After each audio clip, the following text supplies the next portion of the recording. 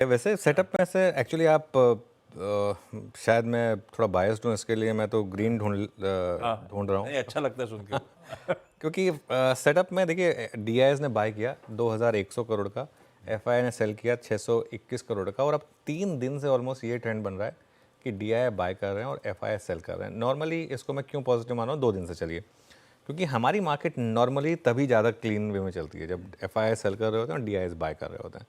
और जैसे ही FIS bye करते हैं कुछ ना कुछ मार्केट शायद पीक बना देता है कहीं ना कहीं, तो उस हिसाब से सेटअप में ये एक अच्छी चीज़ है।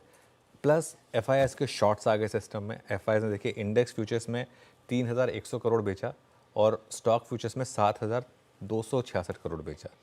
विद इन इंडेक्स फ्यूचर्स भी दोनों में सेलिंग हुई है, लेकिन ज़्यादा सेलिंग निफ्टी में हुई है। बैंक निफ्टी में 816 करोड़ की सेलिंग है, निफ्टी फ्यूचर्स में 2200 करोड़ की सेलिंग है। तो कुल मिलाकर मोटा मोटी मामला ये है कि एफआईएस को शायद वापस कुछ सेंस बन रहा है, वो वापस कैश में भी सेल कर रहे हैं, एफएनओ में भी सेल कर रहे हैं। आप ट्रेंड देखिए इंडेक्स फ्यूचर्स का, अब 3 दिन से लगातार इंडेक्स फ्यूचर्स में सेलिंग हो रही है एफआईएस की तरफ से। 1300 करोड़, 600 करोड़ और अब 3100 करोड़। 3100 करोड़ तो बहुत समय के बाद हमने इस तरीके का मूव देखा है। और एक चीज़, लॉन्ग शॉट देखिए, अब आप लॉन्ग्स किस तरीके से कम हो रहे हैं। फ्राइडे को 37,000 लॉन्ग कम हुए और 10,000 शॉर्ट ऐड हुए, तो मतलब सिस्टम में कुल मिलाकर 47,000 कॉन्ट्रैक्ट लॉन्ग से शॉर्ट साइड की तरफ के, वो आपको स्क्रीन पे दिखाई देगा उस ग्राफ में लॉन्ग शॉर्ट का जो चार्ट है। और अगर आप उसको टेबुलर फॉर्मेट में लें तो जब 30 अगस्त को हमने इस सीरीज़ की शुरुआत की थी तब हम 71.9% पे थे लॉन्ग पोजीशन में, 2,43,000 कॉन्ट्रैक्ट। अब हम रह गए हैं 1,62,000 लॉन्ग कॉन्ट्रैक्ट पर 64.7%। क्या ये 44 हो सकता है? बिल्कुल हो सकता है। क्या इसका मतलब मार्केट में और शॉर्टिंग हो सकती है? बिल्कुल हो सकती है, लेकिन अभी तो सिस्टम में शॉर्ट्स हैं।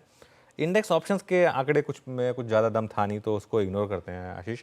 इंडिया विक्स पर आते हैं। इंडिया विक्स 6.5% ऊपर था। ये इस आंकड़े पर ध्यान रखिए, ये आंकड़ा जो है ना, ये 12 से एक बढ़ना शुरू हुआ है। और पहले तो तब बढ़ा जब मार्केट बढ़ रही थी, और फ्राइडे को पहला दिन था जिसमें मार्केट डाउन था, उसमें इंडिया विक्स बढ़ा है। इस पर नज़र रखनी है हमको। अगर ये बढ़ेगा तो शायद थोड़ी दिक्कत होगी। पुट कॉल रेशियो देखिए 0.92 पर आ गया, 0.92 वर्सेस 1.33। ये एक चीज़ है जिस पर आप फोकस कर सकते हैं। 0.75 के करीब पहुंचेगा तो एक मार्केट में बॉटम भी लगेगा, तो इसके लिए इस पर ध्यान रखेंगे। बैन में लकीली एक अच्छी चीज़ हुई कि कोई स्टॉक ऐड नहीं हुआ। फ्राइडे को लग रहा था भले कि स्टॉक्स ऐड होंगे, लेकिन वो हुआ नहीं। 330 पर पोजीशन अनबाइंड हो गई होंगी, तो जो ऑलरेडी एग्जिस्टिंग लिस्ट है वो बनी हुई है।